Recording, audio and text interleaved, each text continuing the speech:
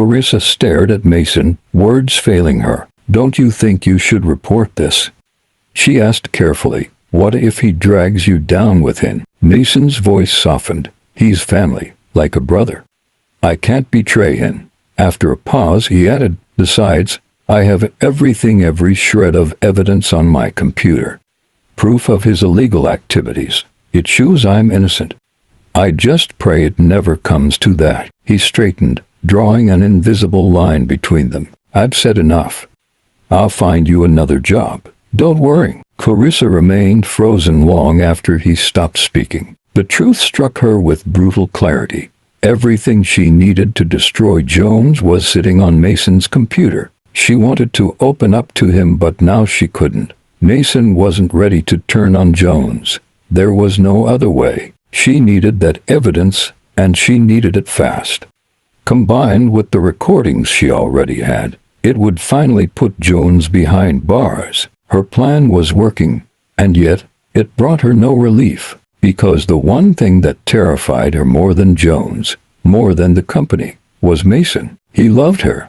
She loved him too, and she knew that once the truth came out, once the company was saved, nothing between them would ever be the same. Still, it was the right thing to do. That night, sleep would not come.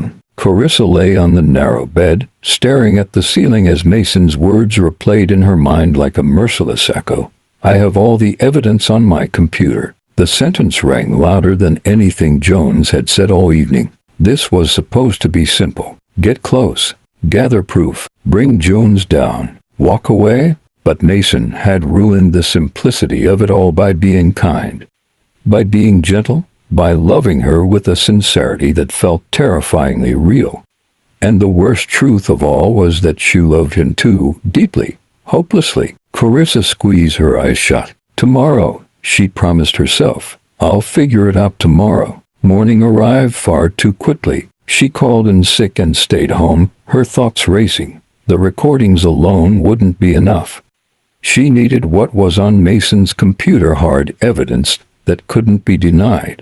And she knew the easiest way to access his system was to be in his house. When Mason called later that day, she forced weakness into her voice, pretending to be concern flooded him instantly. Within an hour, he was at her place. He insisted she stay at his place so he could look after her, and she agreed, guilt settling heavy in her stomach. The first 2 days, Mason never left her side. Like, comment, and subscribe for more stories.